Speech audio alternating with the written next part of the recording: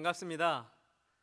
3주째 우리 베델교회 청년부가 온라인 예배를 드리고 있습니다. 부활절임에도 좋지 않는 우리 미국의 상황으로 인해서 방송으로 설교 말씀을 전합니다. 그럼에도 빠지지 않고 우리 함께 청년부 표어 한번 외치고 같이 시작하겠습니다.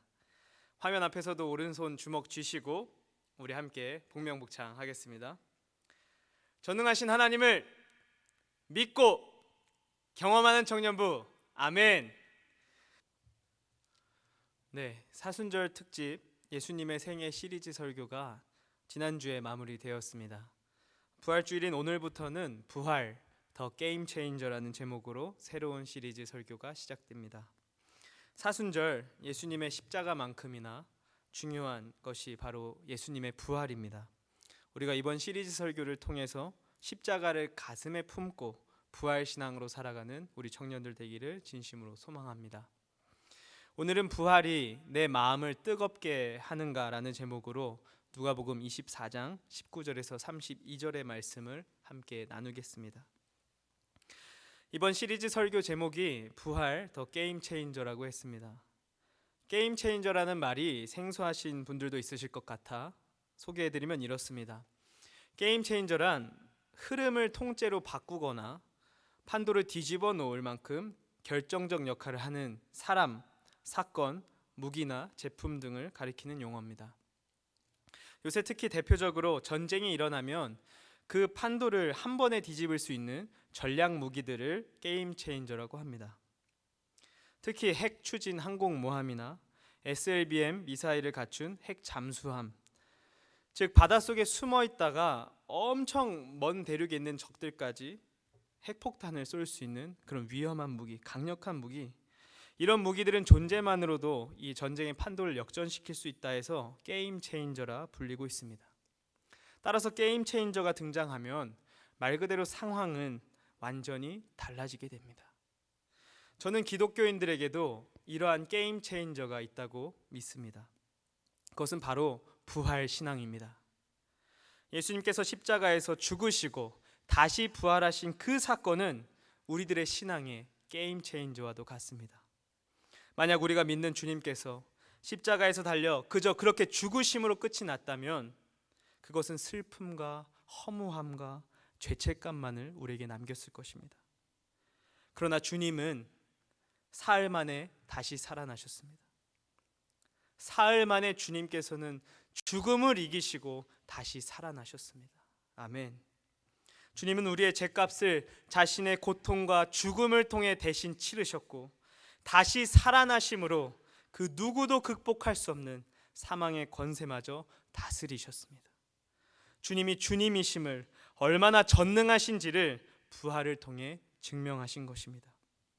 그렇기 때문에 우리는 과거의 죄로 얼룩진 삶은 예수의 십자가에 못 박고 부활하신 그 주님과 새로운 삶을 꿈꾸게 하셨습니다.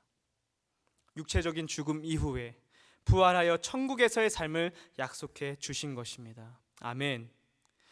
이 세상에 어떠한 존재도 죽음을 극복할 수 있는 존재는 없습니다.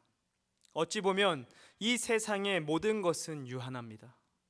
끝이 있습니다. 그렇기 때문에 죽음은 우리에게 막연한 두려움을 가져다 줍니다.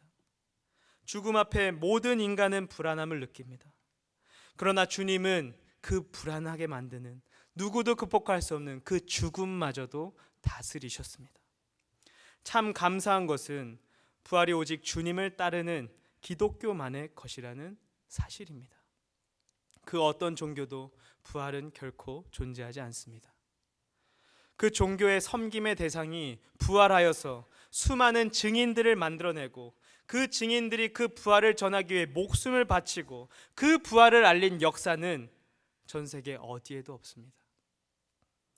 수많은 종교들이 그들의 창시자들의 무덤을 아주 중요하게 여깁니다. 귀하게 여깁니다. 왜냐하면 그들의 마지막은 무덤이었고 그들의 끝은 죽음이었기 때문입니다. 그러나 우리 주 예수 그리스도를 기념하는 무덤은 없습니다. 왜냐? 주께서 다시 살아나셨기 때문입니다. 저는 이것이 하나님의 섭리라고 생각합니다. 주님께서 돌아가신 뒤로 그 몇천 년이 지나는 동안 어느 누구도 어떤 종교도 흉내낼 수 없는 것이 바로 부활입니다. 그 부활은 오직 주 예수 그리스도만이 하실 수 있는 일입니다. 그래서 지금까지 부활절은 우리 주님을 따르는 이들만의 자랑으로, 기쁨으로 남아있는 것입니다. 할렐루야. 부활하신 주님을 믿는 자녀들에게 주님 말씀하십니다. 요한복음 11장 25절에 예수께서 이르시되 나는 부활이요 생명이니 나를 믿는 자는 죽어도 살겠고, 로마서 6장 5절과 8절에 세 번역으로 읽어드리겠습니다. 우리가 그의 죽으심과 같은 죽음을 죽어서 그와 연합하는 사람이 되었으면 우리는 부활에 있어서도 또한 그와 연합하는 사람이 될 것입니다. 아멘. 또 8절에 우리가 그리스도와 함께 죽었으면 그와 함께 우리도 또한 살아날 것임을 믿습니다. 그렇습니다. 나의 죄로 인해 주님께서 십자가에 달려 돌아가셨음을 믿고 그 죽음과 사망 권세를 다 이기시고 우리를 구원하셔 주께서 부활하셨음을 믿는 사람들은 우리가 죽어서도 주님처럼 부활하게 될 줄 믿습니다. 그래서 기독교인에게는 죽음마저도 기대와 희망으로 바뀔 수 있는 것입니다. 메시지 성경의 저자로 알려진 유진 피터슨 목사님이 2018년 11월 85세의 나이로 임종하셨습니다. 그런데 그분께서 죽기 직전에 그의 가족들 앞에서 마지막으로 남긴 말씀이 너무 인상적입니다. 그분이 마지막 호흡과 내뱉었던 그 말은 다음과 같았습니다. Let's go. 죽음을 마치 이제 천국으로 가는 여정인 것처럼 자 이제 갑시다. 정말 천국으로 가는 출발처럼 여기는 말 아니겠습니까? 이것이 바로 부활신앙입니다. 죽음마저 다음을 향한 여정처럼 여기는 것이죠. 그분의 마지막 말은 그리 거창하지도 않았습니다. 아주 단순하지만 그 렛츠고라는 말에 기독교 신앙의 정수가 담겨 있습니다. 사랑하는 청년 여러분, 우리가 죽음 앞에서도 주님께로 갈 수 있다는 확신, 정말 그 죽음을 넘어 부활에 대한 확신을 갖고 우리가 죽음 앞에서도 주님 지금 만나러 가겠습니다, 그렇게 말할 수 있는 부활 신앙을 갖는 우리 청년들 되기를 진심으로 소망합니다. 아멘. 부활은 그렇기 때문에 우리 기독교인들의 신앙과 삶의 완전한 게임 체인저입니다. 그런데 우리는 그 게임 체인저인 부활, 그 부활 신앙을 우리가 소유하고 있는지 돌아봐야 되겠습니다. 모든 교회들이 사순절은 매우 의미 있게 지냅니다. 주일을 제외하고 40일의 시간들이 결코 짧지는 않지요. 그 기간 동안 주님의 십자가를 깊이 묵상하고자 많은 노력들을 합니다. 그러나 우리의 부활절은 어떤가요? 많은 교회들이 부활절은 한 번의 주일로 기념하고 끝내는 경우가 많습니다. 십자가로 이루어진 구원의 역사는 부활로 완성이 됩니다. 그러나 그 정점인 부활을 대하는 태도는 매우 소홀합니다. 십자가의 죽음과 희생은 우리가 드라마틱하게 이해할 수 있습니다. 왜냐하면 우리 주변에 죽음을 경험해 보지 않은 이들이 없기 때문입니다. 가족과 지인들의 죽음, 상실의 아픔, 죽음의 공포를 어느 정도 우리는 알고 있습니다. 그러니 그 무서운 사망을 우리의 죄 때문에 감당하신 그 주님의 십자가의 무게가 우리에게 조금이라도 와닿게 느껴질 수 있는 것입니다. 그러나 죽음에서 다시 살아나시는 이 부활은 우리의 경험과 감정, 그리고 머리로는 공감할 수 없는 초현실적인 사건입니다. 그러니 얼떨떨하게 그저 머리로만 받아들이게 되는 거죠. 그저 입술로만 되뇌이는 거죠. 사람들이 부활을 입으로는 너도 나도 이야기합니다. 그 부활이 내 삶에 실제적인 기쁨으로 다가오느냐? 그 질문에는 아무도 자신 있게 대답할 수 없는 것 같습니다. 부활이 우리에게 소망으로 다가오는 것 같지는 않습니다. 사랑하는 여러분, 부활이 나의 마음을 뜨겁게 하고 있습니까? 여러분, 부활로 인해 샘솟는 기쁨이 있습니까? 우리가 한번 되돌아보기를 원합니다. 현대를 살아가는 우리들이 그 오래전에 일어난 이 부활 사건을 정말 감동적으로 받아들이는 것은 쉽지가 않을 것입니다. 특별히 지극히 이성적인 오늘날에는 과학적으로는 설명이 안 되는 이 일을 가슴으로 받아들이는 것은 어려운 일일 수도 있습니다. 그런데 우리가 다시 생각해 봐야 하는 것은 예수님을 실제로 곁에서 직접 보고 경험한 주님의 제자들 또한 예수님의 부활을 믿지 않았다는 것입니다. 그 제자들 또한 주의 부활을 기대하고 믿었던 사람이 아무도 없었다는 것입니다. 이 사실은 매우 충격적입니다. 예수님께서는 제자들에게 수차례나 십자가에서 죽으실 것이고 또 3일 만에 다시 살아나실 것을 예언하셨습니다. 그런데 예수님께서 잡히시는 그때부터 그 아무도 주님의 예언을 기억하지 않았고 죽으신 뒤에 3일째 되는 날 그 어떤 누구도 예수님께서 하신 말씀이 이루어지는지 기대하지 않았습니다. 여러분, 제자들이 어떤 사람입니까? 주님께서 나인성에 가셨을 때에 과부의 죽은 아들의 이 장례식장에서도 정말 이미 그 장례가 치러지는 그 와중에도 그 시체였던 아들을 살려내신 분이 바로 주님이십니다. 제자들은 그 광경을 다 보았습니다. 또 죽은 나사로는 어떤가요?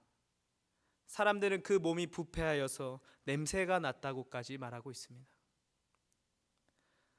그때 주님께서 그를 다시 살리시겠다 하실 때에 이 나사로의 가족들조차 말도 안 되는 일이라며 만류했지만 주님은 정말 나사로를 살려내셨습니다. 그 일을 본 많은 이들이 주님을 믿었습니다. 따랐습니다. 여러분, 그런 전능하신 주님, 죽은 자를 살리실 수 있는 그분께서 자신이 다시 살고자 하실 때 그 목숨을 못 살리시겠습니까?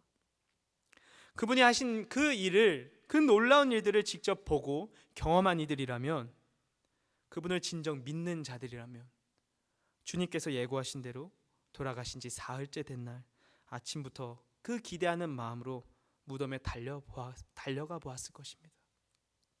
혹은 그분이 만나자고 했던 갈릴리로 가야 됐던 것 아니겠습니까? 근데 아무도 제자들은 그렇게 하지 않습니다. 왜냐? 제자들도 주님의 부활을 믿지 못했기 때문입니다.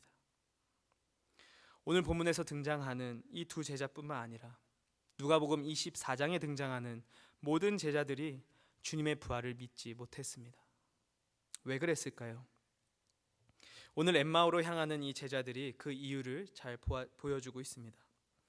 24장 15절을 보시면 제자 중에 두 사람이 예루살렘을 나와 엠마오로 향하던 중에 부활하신 주님께서 그들에게 찾아와 주셨습니다. 그리고 그들과 동행하였다라고 기록하고 있습니다. 함께 걸으며 이야기를 나눈 것이지요. 그러나 제자들은 부활하신 주님을 알아보지 못합니다. 왜 그렇습니까? 성경은 그들의 눈이 가리어져서 주님을 알아보지 못했다고 말합니다. 가리어졌다는 말의 헬라어 동사는 크라테오라는 동사에서 왔습니다.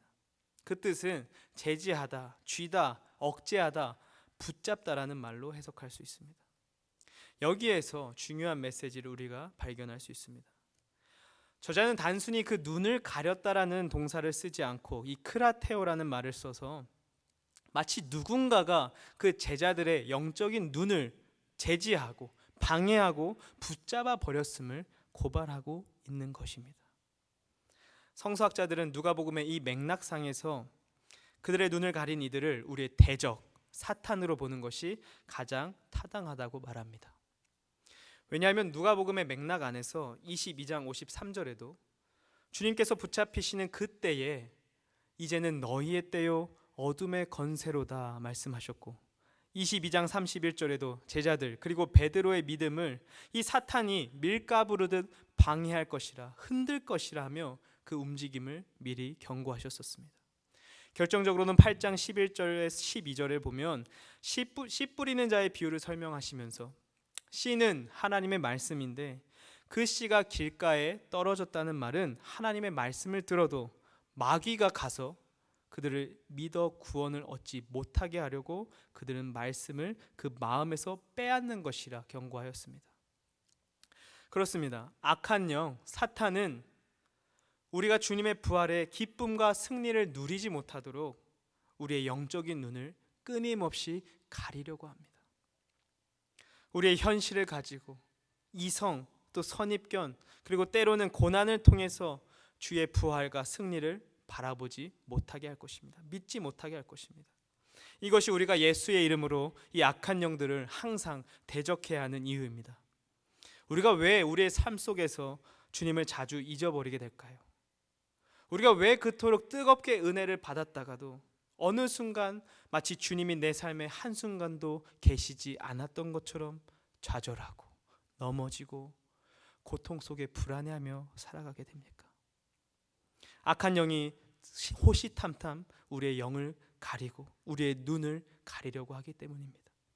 사랑하는 청년 여러분, 우리가 전능하신 부활의 그 주님의 이름으로 우리의 대적들을 물리치길 원합니다. 아멘. 주 예수의 이름으로 날마다 그 대적들을 물리치는 우리가 되길 소망합니다.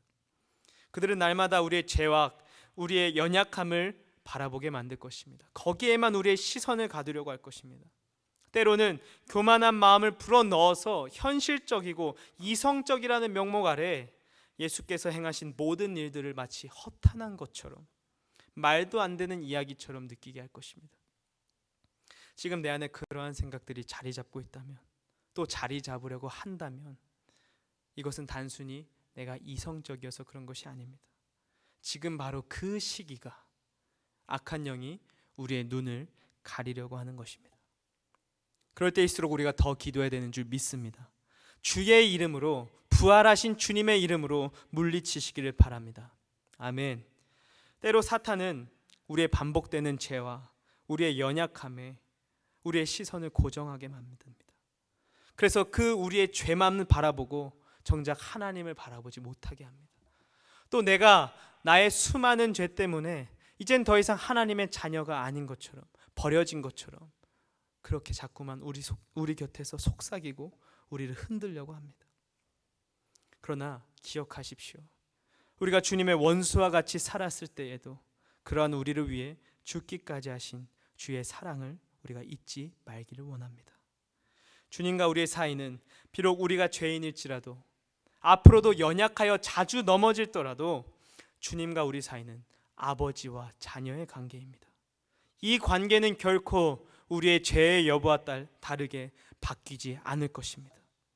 왜냐하면 주님께서 십자가에서 흘리신 그 보혈, 그 피로 우리와 주님의 사이를 가로막고 있던 그 모든 장애물을 이 세상 끝날까지 무너뜨려 버리시기 때문입니다. 우리가 주님의 자녀답게 날마다 주님의 보혈을 의지하고 주님께로 돌아가 우리의 죄를 고백하며 새로운 삶을 다짐하고 살아가는 우리들 되길 소망합니다. 그렇게 살아감으로써 반드시 주님과 함께 주의 부활에까지 참여하는 우리들 될 줄 믿습니다. 그 어떠한 존재도 주님의 사랑으로부터 우리를 끊을 수 없습니다. 아멘. 악한 영과의 영적 전쟁에서도 주의 이름, 주의 보혈로 물리쳐 승리하시기를 바랍니다. 예수님이 함께 동행하셔서도 그분을 알아보지 못하던 이 제자들의 문제는 이 가려진 영적인 눈만이 문제가 아니었습니다. 그들의 예수님을 향한 부족한 이해도 문제였습니다. 17절을 보시면 예수님께서 그들에게 너희들이 주고받는 이야기가 무엇이냐고 물어봅니다. 그러자 두 사람이 슬픈 빛을 띠고는 그 자리에 머물러 서서 말하기 시작합니다. 그들이 예수님께 다시 말하기에는 너무 슬퍼서 바삐 가던 길도 멈추어야 했던 그 일은 무엇이었겠습니까? 바로 예수님께서 십자가에 달려 돌아가신 일이었습니다. 그런데 그들이 돌아가신 이 예수님을 어떻게 표현하고 있는지 우리가 주목해 봐야 합니다. 19절을 보시면 주님께서 이르시되 무슨 일이냐 이르되 그들이 대답합니다. 나사렛 예수의 일이니 그는 하나님과 모든 백성 앞에서 말과 일에 능하신 선지자이거늘. 이들은 주를 어떻게 고백하고 있습니까? 어떤 분이라 말합니까? 말과 일에 능한 선지자라고 말하고 있습니다.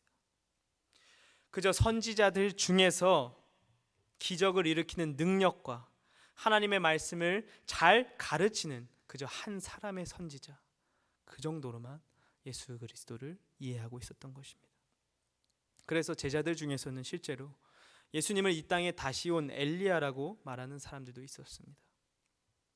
죽은 자를 다시 살리며 누누이 하나님의 능력을 보이셨고 온 하늘이 그분을 내가 선택한 자, 나의 아들, 나의 사랑하는 아들이니라 말씀하시고 또 변화산 사건을 통해서도 증명하셨음에도 불구하고 그들은 예수 그리스도를 정말 주님으로, 하나님과 같은 분으로 받아들이지 못했습니다.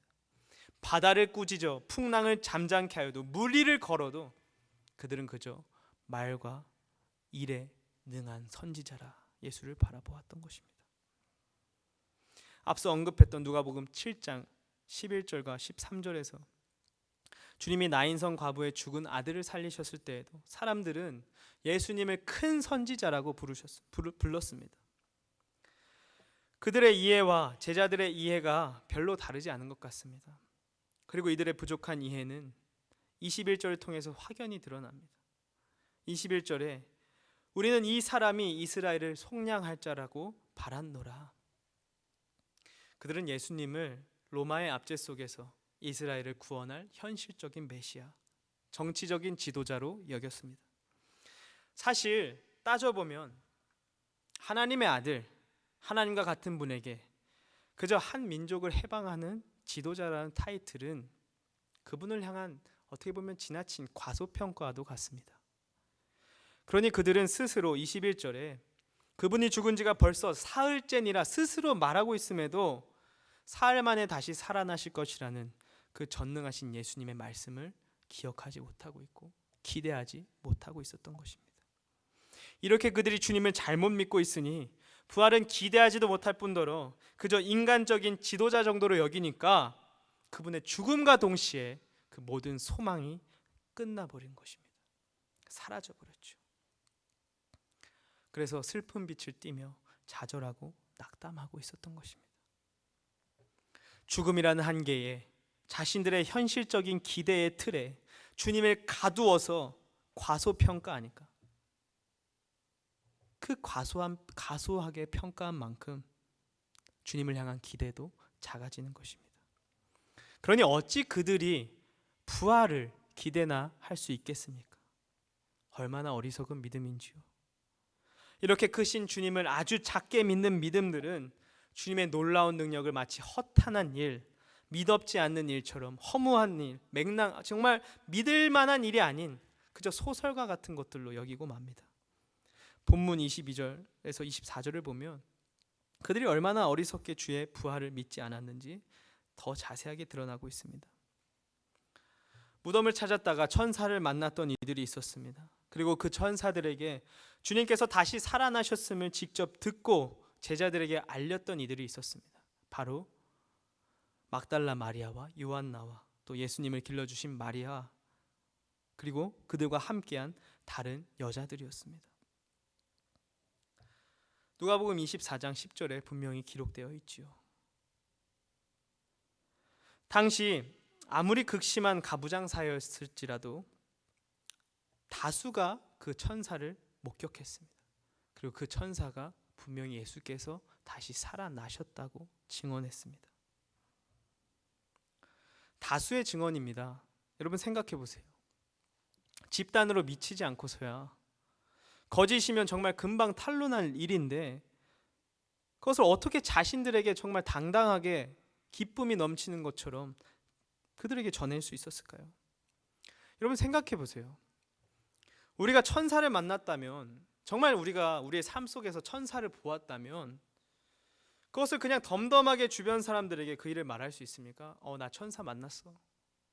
여러분 그렇게 말할 수 있습니까? 아니죠. 일단 야 대박, 야 나 천사 만났어, 이러지 않겠습니까? 우리는 정말 이거 한번 다시 생각해 봐야 됩니다. 이들이 얼마나 기뻐서 얼마나 놀랍게 그 표정들이 하나하나 정말 움직이면서 야 내가 천사를 만났는데 주님이 살아나셨대, 그 기쁜 마음을 감추지 못하고 주체하지 못한 채로 그 예수의 부활을 전하지 않았겠습니까? 그 다수의 사람들이 말입니다. 그런데 사도들은 어떻게 반응합니까? 그들의 말이 거짓되고 믿업지 않는 것처럼 들린다고 말합니다. 그래서 믿지 않습니다. 허탄하다고 하죠. 왜 그 말이 믿었지 않을까요? 그들은 주님을 그저 메시아, 자신들을 구해줄 정치적인 지도자로 여겼기 때문입니다. 아무리 사람이 대단하고 메시아일지라도 죽으면 끝입니다. 그 다음부터는 어떠한 것도 할 수 없습니다. 죽으면 그를 따랐던 이들도 그에 대한 기대가 끝이 납니다. 사랑하는 청년 여러분, 이 말씀을 통해 우리는 주님을 지극히 작게 여기고 있지 않은지 우리가 돌아봐야 되겠습니다. 우리는 주님의 말씀을 100% 신뢰하고 있습니까? 그분의 크심을 온전히 믿고 기대하며 살아가고 계십니까? 우리는 나의 주 예수 그리스도는 불가능함이 없으신 크신 분이라고 우리는 선포하고 있습니까? 찬양 중에 그런 찬양 제목이 있더라고요. There's nothing that our God can do. 주님께 불가능한 일은 없습니다. 우리가 이 진리를 믿기를 소망합니다. 깨닫게 되기를 갈망하셨으면 좋겠습니다. 우리의 기도에, 우리의 믿음에 정말 주를 향한 이 과소평가와 의심들이 사라지기를 날마다 간절히 기도하는 저와 여러분 되기를 진심으로 소망합니다. 아멘. 야고보서 1장 6절은 말합니다. 오직 믿음으로 구하고 조금도 의심하지 말라. 의심하는 자는 마치 바람에 밀려 요동하는 이 바다 물결 같으니. 사랑하는 여러분, 하나님께 구하면 하나님은 주실 수 있는 분이심을 우리가 믿기를 소망합니다. 아멘. 우리가 주님의 능력을 믿어하는 만큼 크고 놀라운 주의 능력, 전능하신 하나님의 역사들을 우리 삶에서 경험하지 못할 것입니다. 우리가 제대로 믿지 않는다면, 우리가 주님을 과소평가한다면 우리는 그 과소평가는 믿음만큼만 우리 주님을 경험하게 될 것입니다. 그러므로 우리가 믿음으로 기도함으로써 주의 이름으로 그 모든 의심들을 거두어 버리기를 진심으로 소망합니다. 아멘. 제자들은 이 여자들의 말에 단 두어 사람만 호기심을 가졌습니다. 그들이 직접 무덤을 찾아가 봤더니 어땠습니까? 24절은 아주 흥미롭습니다. 여자들의 말을 들은 이 제자들 중에 두어 사람이 무덤에 가 과연 여자들이 말한 바와 같음을 보았으나 예수는 보지 못하였노라. 그렇습니다. 그들이 가봤더니 그 말을 듣고 두어 사람 정도는 호기심이 생긴 것입니다. 그래서 정말 따라가 보았습니다. 근데 가봤더니요, 정말 말 그대로 여자들이 말한 그대로 무덤이 비어 있었습니다. 세마포가 그대로 마치 사람이 사라진 것처럼 세마포는 여전히 예수님의 형상대로 감겨 있었습니다. 여러분, 그 정도면 놀라워해야죠. 전 진짜였어. 진짜네. 야, 이거 진짜네. 진짜 주님이 살아나셨네. 여러분, 그렇게 놀라야 됩니다. 믿어야 되죠. 근데요, 그들은 보았음에도 믿지 못했습니다. 놀라워는 했으나 믿지는 않았습니다. 왜요? 예수는 보지 못했기 때문에. 보지 못해서 못 믿은 것입니다. 도마만 보지 못해서 못 믿은 것이 아니라 모든 제자들이 예수님을 직접 못 봐서 못 믿었다고 말합니다. 이러니 예수님의 말씀도 못 믿는 거죠. 그분의 말씀을 기억 못하는 거죠. 여러분, 예수님이 말씀하시면 이루어집니다. 아멘. 마태복음 8장 8절에서 13절을 보면 예수님은 말씀만으로도 그 멀리 있던 백부장의 하인도 죽을 병에서 고쳐주십니다. 여러분, 태초의 천지를 주님이 어떻게 창조하셨습니까? 말씀으로 창조하셨습니다. 그리고 그분의 아들 되신 예수님께서 하나님과 같은 분이시죠. 그럼 그분의 말씀 또한 얼마나 능력의 말씀이겠습니까? 그분께서 그 능력의 말씀으로 그 제자들 앞에 얼마나 자주 몇 번이나 내가 사흘 만에 죽음에서 살아날 것이라고 예언하셨는지요? 약속하셨는지요? 그런데 제자들은 아무도 그 말씀을 기억하지 못합니다. 인간이 얼마나 연약한지요. 그 능력의 말씀도 신뢰하지 못합니다. 보이는 것에만 집착하고 있습니다. 우리들의 신앙도 그렇지 않나요?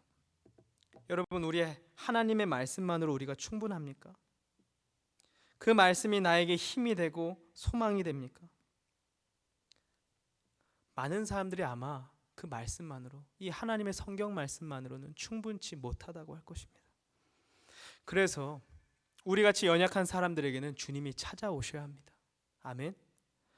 우리의 부족한 믿음과 주님의 과소평가하는 이 생각들, 우리의 눈을 가리는 이 악한 영들의 방해로부터 주님께서 우리에게 임하셔서 우리를 구원해야 될 줄 믿습니다. 아멘. 실제로 부활하신 주님은 주의 제자들에게 찾아오셨습니다. 그런데 흥미로운 것은 주님이 찾아오셔도 그들은 믿지를 못합니다. 그만큼 우리 안에 편견이 내 믿음에 얼마나 영향을 주는지 우리가 이 말씀들을 통해서 알아야 됩니다. 주님과 같이 길에 서서 오랜 대화를 나누고 함께 동행을 해도 못 알아봅니다. 이렇게 생각한 거죠. 얼굴을 보아하니 좀 닮았는데, 아니 아무리 그래도 어떻게 죽은 사람이 다시 살아나겠어. 우리가 그렇게 찢겨 죽이는 걸 봤는데, 그렇게 처절하게 죽으신 걸 봤는데 어찌 다시 내 앞에 찾아 나오시겠어. 다른 사람이겠지, 닮은 사람이겠지, 그렇게 생각했을 것입니다.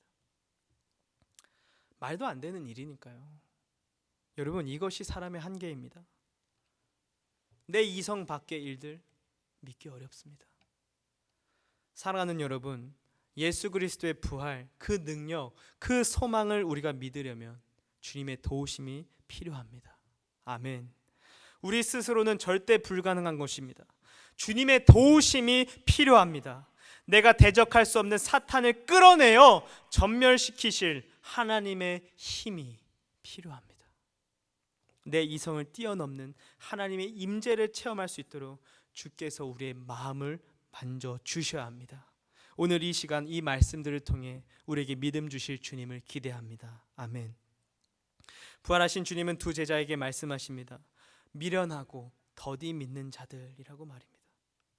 얼마나 답답하셨으면 그렇게 말씀하실까요? 그러나 주님은 그들을 포기하지 않으십니다. 27절 보시면 그들이 예수님에 대해 잘못 이해하고 있었던 것들을 직접 주께서 친히 바로잡아 주시고 계십니다. 어떻게요? 모세와 모든 선지자의 글로 시작하여 모든 성경에 쓴 바 자신, 즉 예수 그리스도에 관한 모든 성경 말씀을 들어 그분의 정체를 설명하셨다는 것입니다. 성경 처음 모세 오경에서부터 시작하여 이 예언서까지 성경 모든 말씀을 들어서 주님을 향한 예언들을 가지고 주님이 어떠한 분이신지, 어떤 존재이신지 직접 설명해 주셨다는 것입니다. 대작업이지요. 근데 친히 제자들을 위해 기꺼이 감수하십니다.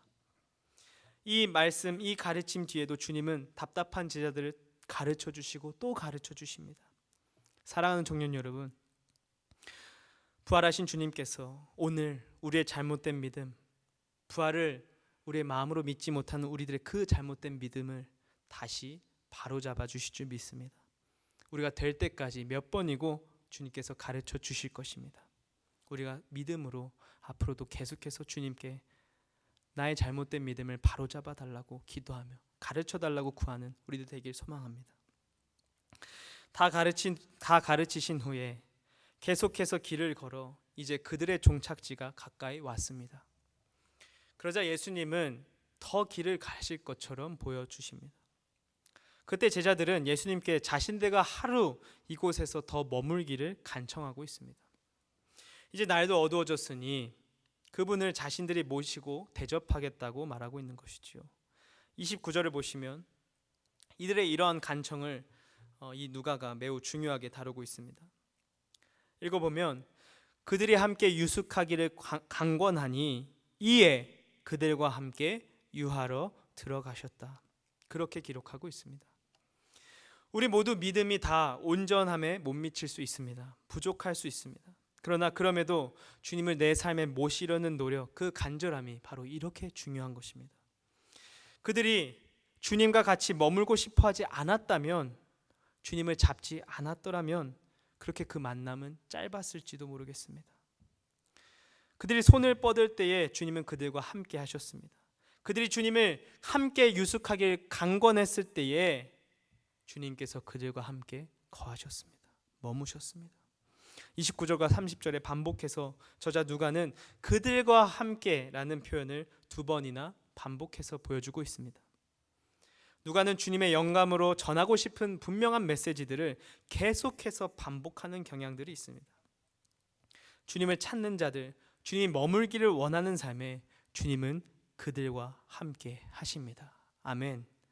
그들과 함께 하실 때에 주님은 우리가 잊고 있었던 주의 말씀, 주의 능력, 그 전능하심을 기억하게 될 줄 믿습니다.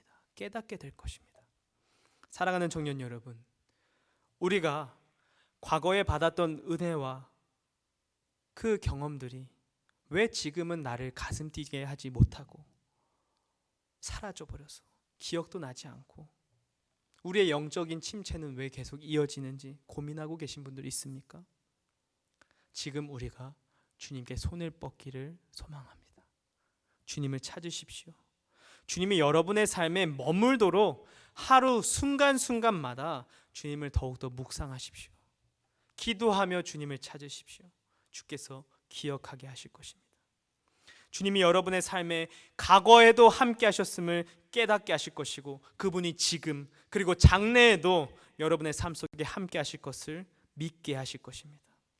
주님은 제자들에게 떡을 가지고 축사하시고 떼어 주심으로 그들과 함께 했던 마지막 만찬을 떠오르게 하셨습니다. 또 이 떡을 떼어 주시는 장면을 통해 그들이 보았던 경험했던 이 오병이어의 사건도 기억나게 하셨습니다. 주님이 괜히 떡을 떼시고 24장 42절에도 괜히 생선을 달라고 하신 것이 아닙니다. 왜 떡과 생선일까요? 그들이 잊어버리고 있었던 예수의 전능하심을 바라볼 수 있고 경험할 수 있었던 그 사건, 바로 그 오병이어 사건을 이 주님께서 제자들이 기억하게끔 하신 것입니다. 도와주신 것입니다. 연상하게 하신 것이죠. 주의 친절한 노력입니다. 저와 여러분의 삶에도 주님께서 이렇게 친히 찾아와 주시고 우리가 잊고 있었던 주님과의 추억, 내 삶 속에서 일하셨던 주님의 은혜, 그 감격을 회복시켜 주실 줄 믿습니다. 주께서 그렇게 하실 때에 31절을 보시면 제자들의 눈이 밝아져 드디어 그가 예수님인 줄 알아보았다고 말합니다. 그 이후에 주님은 그들에게 보이지 않게 되었습니다. 이 부분에 대해서는 뒤에 짧게 나누겠습니다. 이 눈이 밝아졌다는 동사는 디아노이고라는 헬라어인데요, 영어로 하면 to open thoroughly what had been closed라고 합니다. 지금까지 닫혀있던 것이 완전히 열리는 것을 의미합니다. 재미있는 것은 32절에 주님께서 성경을 풀어주셨다는 동사도 똑같은 디아노이고를 사용하고 있다는 것입니다. 그토록 알아보지 못하고 믿지 못했던 제자들도 주님께서 눈을 열어주셨습니다. 들어도 기억하지 못하고 이해하지도 못했던 성경 말씀을 주님께서 디아노이고 하신 것입니다. 깨닫게 하신 것입니다. 열어주신 것입니다. 주의 능력으로 그들의 눈을 가렸던 이 세력들은 쫓겨났고 주님을 바라볼 수 있게 되었습니다. 사랑하는 여러분, 우리들에게도 주님 찾아오실 때에 우리의 눈과 마음에 주님께서 디아노이고 그 마음과 우리의 마음과 머리를 열어주실 줄 믿습니다. 주의 말씀을 깨닫게 될 줄 믿습니다. 그제서야 그들은 지금껏 동행하고 머물렀던 분이 그토록 사랑하던 예수님이었음을 감격에 넘쳐 이야기하고 있습니다. 그리고 32절을 우리가 한번 같이 읽어보겠습니다. 시작. 그들이 서로 말하되 길에서 우리에게 말씀하시고 우리에게 성경을 풀어주실 때에 우리 속에서 마음이 뜨겁지 아니하더냐 하고, 여기서 이 마음은 헬라어로 카르디아라는 말인데요, 심장, 마음을 뜻하는 것뿐만 아니라 모든 육체적 영적인 삶의 그 한가운데 그 중심을 의미하는 말이기도 합니다. 그리고 뜨겁지 아니하더냐라고 번역된 이 말은 카이오라는 동사에서 왔는데 타다, 불을 붙이다, 불로 태우다라는 뜻입니다. 흥미로운 사실은 그리스 문학에서 플라토와 같은 철학자들은 이 동사를 주로 애끓는 사랑, 뜨거운 사랑의 감정으로도 표현하고 있다는 사실입니다. 주님께서 길에서 그들과 함께 대화를 나누는 그 순간에 낙담하고 두려움과 좌절 속에 쪼그라들었던 그들의 마음이 다시 불타오르기 시작합니다. 주님께서 그들에게 성경을 풀어주실 때에 그들 마음속에 성령의 불이 붙어 다시 타오르기 시작한 것입니다. 사랑하는 청년 여러분, 주를 향한 우리의 마음이 다시 뜨겁게 타오르기를 소망합니다. 주님을 향한 우리의 사랑이 그 마음 한가운데서부터 뜨겁게 들끓기를 원합니다. 우리가 주님께 돌아가 주를 찾을 때에 주님 우리 만나주시고 주님께서 우리의 마음속 한가운데서부터 우리를 감동시켜 주실 것입니다. 부활의 주님을 믿게 하실 것입니다. 각자의 자리에서 믿음으로 우리가 화답하기를 진심으로 소망합니다. 때때로 주님이 내 삶에 안 보이는 것처럼 여겨질 때가 있습니다. 오늘 제자들도 눈이 뜨인 데에는 주님이 보이지 않았습니다. 이제 막 눈이 뜨였는데 주님은 내 앞에서 사라지신 것입니다. 그러나 그 한 번의 강렬한 만남은 비록 그 시간이 짧았을지라도 그 삶을 바꾸기에 충분한 줄 믿습니다. 아멘. 그리고 그 보이지 않는 때에도 그들이 그 기쁜 소식을 들고 전하지 않고는 참을 수 없는 그 뜨거움은 남아 있었습니다. 그 심장 한가운데서부터 느껴지는 주를 향한 사랑, 부활의 주님을 향한 기쁨, 그것이 내 마음을 뜨겁게 하서 이 다시 왔던 길을 되돌아가지 않고서는 참을 수 없을 만큼 주체할 수 없게 만든 것입니다. 그래서 그렇게 다시 예루살렘으로 되돌아가 제자들에게 전할 때에 그들이 어떻게 되었습니까?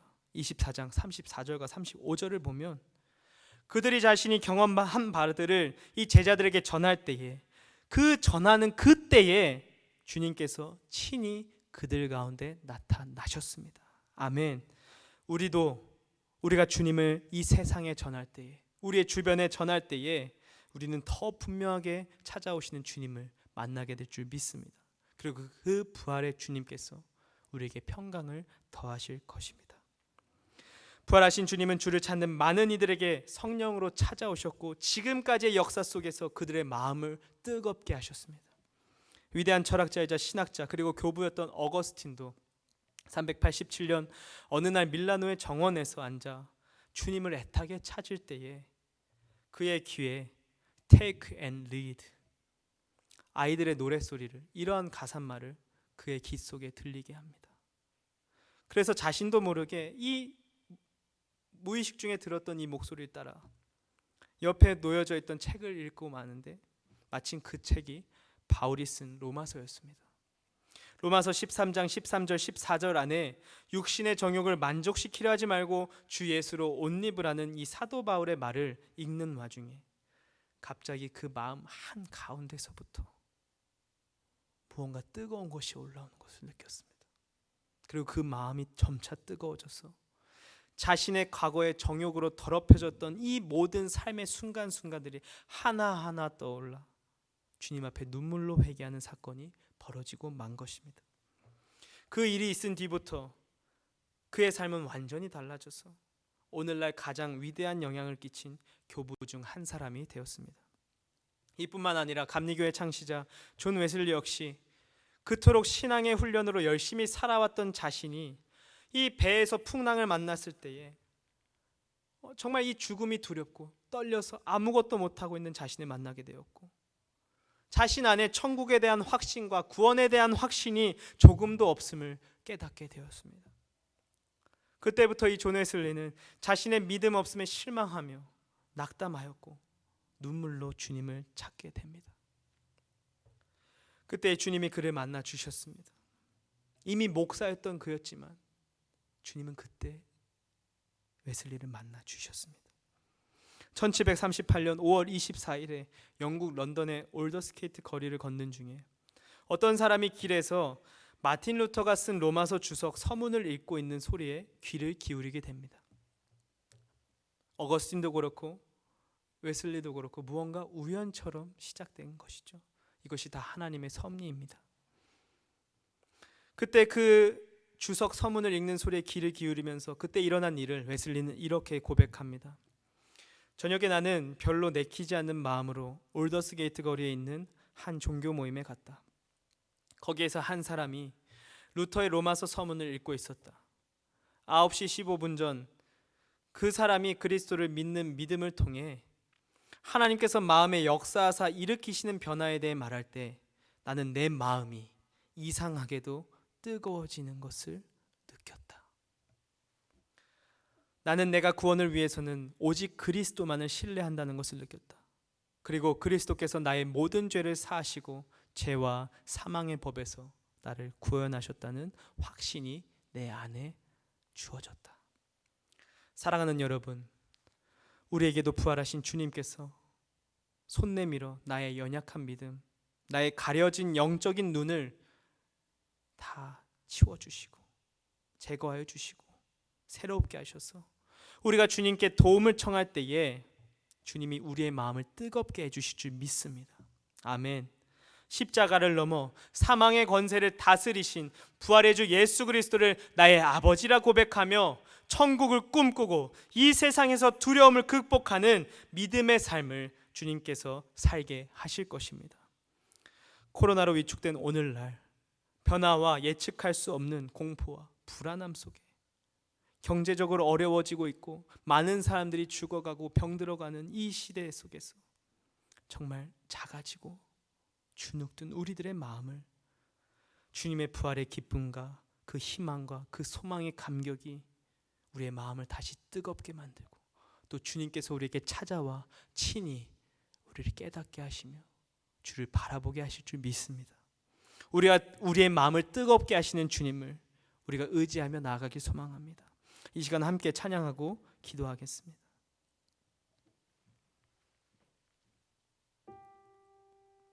우리가 함께 찬양하는 이 찬양의 제목은 아무것도 두려워 말라라는 찬양입니다. 그 가사가 은혜가 됩니다. 아무것도 두려워 말라. 주 나의 하나님이 지켜주시네. 놀라지 마라. 겁내지 마라. 주님 나를 지켜주시네. 내 마음이 힘에 겨워 지칠지라도 주님 나를 지켜주시네. 세상의 험한 풍파 몰아칠 때에도 주님 나를 지켜주시네. 주님은 나의 산성, 주님은 나의 요새, 주님은 나의 소망, 주님은 나의 힘이 되시는 여호와. 아멘. 오늘의 찬양은 악보를 보면 각 줄의 마지막 마디가 계속 동일하게 반복되고 있습니다. 주님은 나를 지켜주시네. 이게 은혜가 되는 줄 믿습니다. 주님은 나의 요새시며 나의 힘이 되시며 나의 산성 되십니다. 부활하신 주님께서 불가능한 일이 이 세상 어디에 있겠습니까? 그분께서 우리의 연약한 믿음을 새롭게 변화시켜 주시고 내 굳어진 마음 주를 향해 다시 뜨겁게 뛰게 하실 줄 믿습니다. 주님을 향한 그 뜨거웠던 첫사랑이 오늘 이 시간 회복될 줄 믿습니다. 주님의 가소평가하던 내 믿음 온전해질 줄 믿습니다.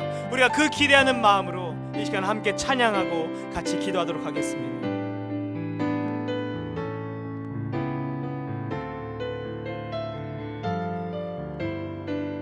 아무것도 두려워 말라. 아무것도 두려워 말라. 주 나의 하나님이 지켜주시네. 놀라지 마라. 겁내지 마라. 주님 나를 지켜주시네. 내 맘이 힘에 겨워 지칠지라도 주님 나를 지켜주시네. 세상의 험한 풍파 몰아칠 때도 주님 나를 지켜주시네.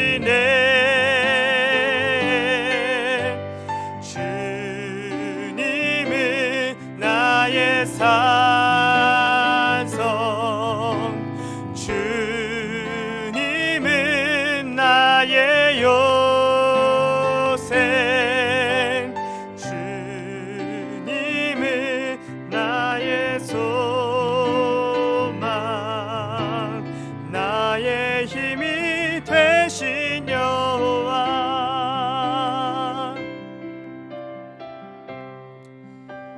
3주 전이었습니다. 제가 금요일 기도의 시간에 정말 주님께서 주시는 큰 은혜를 경험한 적이 있었습니다. 그 당시 상황이 사실은 누구에게 말은 못했지만 너무 많은 기도 제목들이 쌓여 있어서 정말 내 마음이 터져버릴 것처럼 답답했을 때였습니다. 그런데 마침 준비하는 말씀이 제 기도가 아닌 나의 기도 제목들보다는 내가 주님을 사랑한다 말하는 것이 먼저임을 깨닫게 하셨고, 그래서 정말 많은 말을 주님께 털어놓고 싶지만 주님께서 다 아시는 줄 믿고 그저 제가 주님을 필요할 때만 찾는 것이 아니라, 내 기도 제목이 우선인 것이 아니라 주님을 더 사랑하는 사람 되고 싶습니다. 주님, 제가 이렇게 기도할 것이 많지만 주님, 제가 그것보다 주님을 더 사랑하는 사람 되길 원합니다. 그저 그것만을 계속 외치고 기도하였습니다. 그런데 그렇게 기도할 때 놀라운 것은 주님이 그 순간 저의 기도 제목 가운데 응답하셨습니다. 아멘. 그 순간 저의 마음을 정말 뜨겁게 하셔서 주체할 수 없을 만큼 주님을 향한 쏟아지는 눈물과 그 뜨거운 가슴을 주체할 수가 없었습니다. 너무 생생해서 돌아오는 길에 제가 아내에게 눈물을 흘리며 제가 경험했던 이 은혜를 나눈 적이 있습니다. 그게 불과 3주 전입니다. 그러나 이번 주 말씀을 준비하면서 어느새 그 감각이, 그 감격이, 그 감동이 내 안에서 희미해져 있는 모습을 발견하게 되었습니다. 기억하고 싶어도 자꾸만 망각하는 삶, 이것이 우리 삶인 것 같습니다. 우리의 한계인 것 같습니다. 그러나 오늘 부활의 주님이 우리에게 찾아와 주셔서 우리의 마음을 열어주시고 뜨겁게 하실 줄 믿습니다. 부활의 주님을 만난 이들은 다릅니다. 주님께서 그들의 눈을 밝혀주시면, 주님을 만나면 31절에 주님이 잠시 그들의 눈에 보이지 않을지라도 그들의 뜨거운 심장은 계속되었던 것처럼, 그리고 그들이 그 뜨거운 감동을 가지고 세상으로 나아가 내가 이렇게 주님을 만났다 고백할 때에 주님께서 더 분명하게 그 삶에 찾아오셨던 것처럼 우리 삶 속에서 주님 분명히 찾아오실 줄 믿습니다. 아멘. 우리가 주님께로 돌아가길 원합니다. 주님을 찾기를 원합니다. 주님을 붙잡기를 원합니다. 주님 우리 삶에 거하여 주시고 주님 우리 삶에 함께 해달라고 이 시간 우리가 함께 기도하길 소망합니다. 우리 이 시간 먼저 기도하겠습니다. 주여, 주여, 연약한 나를 용서하여 주시옵소서. 주님을 온전히 믿지 못하고 부활하신 주님을 믿지 못하며 주님을 내가 과소평가했던 나의 삶을 회개합니다. 내 연약한 믿음을 고백합니다. 주여, 우리 이 시간 나를 용서하여 주시옵소서. 우리가 이렇게 간절하게 회개하며 우리가 주여 한번 외치고 같이 간절히 기도하며 나아가겠습니다. 주여, 하나님 아버지, 주님 오늘 이 시간 우리가 같이 회개합니다. 하나님, 나의 삶에 내 수많은 아버지 연약한 모습들 주님 아신 줄 믿습니다. 하나님을 만나고 경험하였음에도 날마다 넘어지고 주님이 나의 과거의 삶에 주님이 동행하셨고 역사하셨음에도 불구하고 그 주의 손길을 기억하지 못하고 언제 내 삶에 존재했는 것 마냥 하나님이 없이 연약하게 이 모든 것에 좌절하고 낙심하여서 현실에 가둬져서 주를 바라보지 못하고 주를 믿지 못했던 저를 주님 용서하여 주시옵소서. 아버지, 주여, 아버지, 이 제자들처럼 주님을 온전히 믿지 못하고 주님을 과소평가하며 내 기도할 때에 이렇게 하나님 대단한 일들, 이 전능한 일들은 주님께서 내 삶에 이루실 것이라는 확신이 없어서 그저 작은 것들, 가능해 보이는 것들만 놓고 기도했던 저를 용서하여 주시옵소서. 주님을 온전히 믿지 못하고 주님을 가소평가했던 저를 용서하여 주시옵소서. 주님은 하실 수 있습니다 고백하지 못했던, 선포하지 못했던 연약한 나의 믿음을 용서하여 주시옵소서. 주여, 주여, 오늘 이 시간 우리가 회개합니다. 주여, 우리를 불쌍하게 여겨주시며 성령이시여 오늘 온라인으로 예배드리는 모든 청년들과 모든 성도님들의 마음과 그들의 영 위에 주님 함께하여 주셔서 주님 오늘 임하여 주시고 우리의 연약함은 다 드러내 주시고 하나님을 찾게 하여 주시고 하나님 만나게 하여 주시옵소서. 오 주님, 오 주님, 우리 이 시간 한 번 더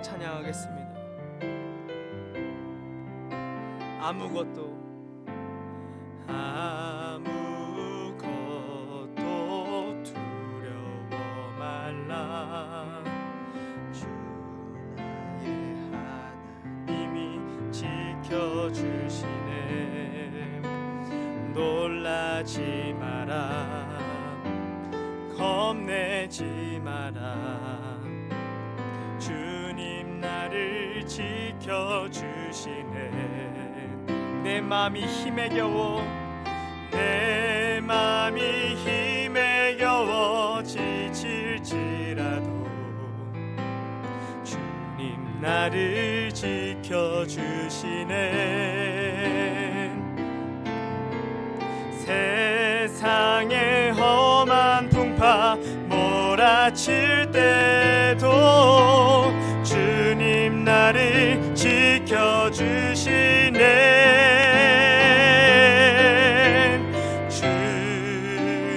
주님은 나의 산성, 주님은 나의 요새, 주님은 나의 소망, 나의 힘이 되신 여호와. 주님은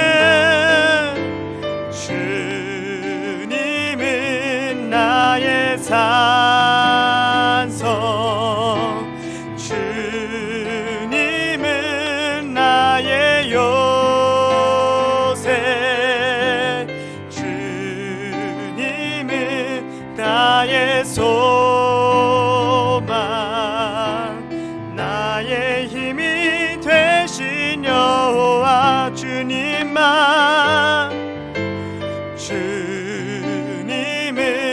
나의 산성,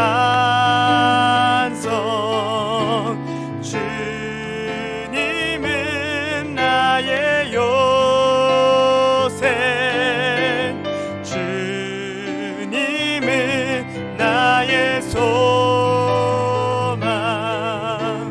나의 힘이 되신 여호와. 우리 이 시간 함께 기도하겠습니다. 주여, 주여, 우리 제자들에게 친히 찾아오셔서 그 말씀을 전해주시고 깨우치게 하시며 그 믿음을 새롭게 하시고 그들의 가려진 모든 영의 눈을 더 새롭게 하여 주셔서 그들이 눈을 떠서 주를 바라보게 하시고 그 대적하는 악한 영들 물리쳐 주셨던 것처럼 주여, 오늘 이 시간 우리가 주님께로 돌아가 주를 찾을 때에 부활의 주님을 믿게 하여 주시며 우리 가슴 가운데에서부터 그 영의 가운데에서부터 뜨겁게 차오르는 주의 감격과 사랑과 그 은혜가 우리 안에 차고 넘쳐 흐르도록 주여, 오늘 이 시간 역사해 달라고 이 시간 주여 세 번 외치고 함께 같이 한 목소리로 기도하도록 하겠습니다.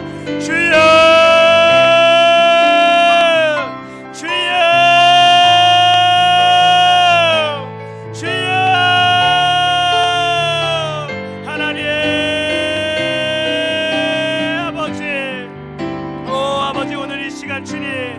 마음이 뜨거워지길 원합니다. 우리의 마음이 회복되길 원합니다. 주여, 우리가 부활을 믿기를 원합니다. 주여, 십자가의 죽음으로 끝이 나는 것이 아니라 나의 신앙이 부활에까지 이르길 원합니다.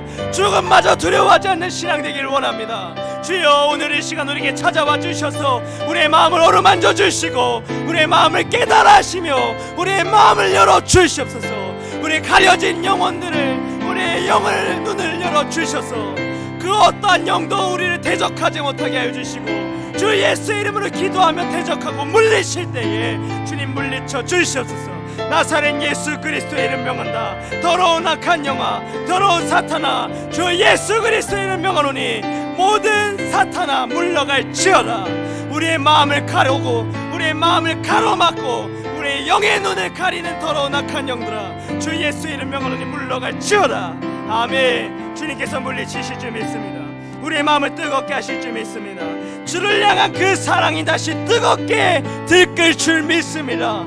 주여, 우리의 사랑을 회복시켜 주시고 주여, 과거에서도 우리와 함께 하셨던 주님이 지금도 그리고 앞으로도 주님 우리와 함께 하심을 우리가 믿게 하여 주시옵소서. 마음 한가운데서부터 그 감격과 그 감동이 회복되게 하여 주시옵소서. 오 주님, 오 주님. 사랑이 많으시고 자비로우신 하나님, 오늘 이 시간 이 말씀을 통해 우리가 깨닫길 원합니다. 우리의 정말 이 작은 믿음이 온전해지길 소망합니다. 오늘 이 말씀을 통해서 부활이 나의 삶의 게임 체인저가 되길 원합니다. 우리가 이제는 십자가의 죽음뿐만 아니라 부활에까지 이르길 원합니다. 그 부활을 받아들일 수 있도록 주여 우리에게 찾아와 주시옵소서. 주의 임재가 아니고는, 주의 도움이 아니고는 우리는 결코 주의 부활하심을 믿을 수가 없습니다. 그 감격과 그 감동을 믿을 수가 없습니다. 느낄 수가 없습니다. 주여 우리의 닫혀있는 영혼의 눈을 열어주시고, 우리의 눈을 가리려고 하는 이 더러운 악한 영들을 주여 물리쳐 주시고 도말하여 주시옵소서. 주의 보혈로 우리를 정케 하셨으니 그 보혈을 의지하며 나아갑니다. 주여 이곳에 온라인으로 예배드리는 모든 이들의 마음 가운데, 그 심령 가운데에 주님 찾아와 주셔서 주의 말씀을 깨닫게 하여 주시고 주님을 만나게 하여 주시옵소서. 그 가슴에 뜨거운 주를 향한 사랑이 샘솟게 하여 주시옵소서. 그 가슴에 이상하게 뜨거워지는 주의 놀라운 은혜를 체험케 하여 주시옵소서. 모든 것을 주님께 맡깁니다. 주여 우리 삶 가운데 주님 찾아와 주시고 역사하여 주시옵소서. 주 예수의 이름으로 기도합니다.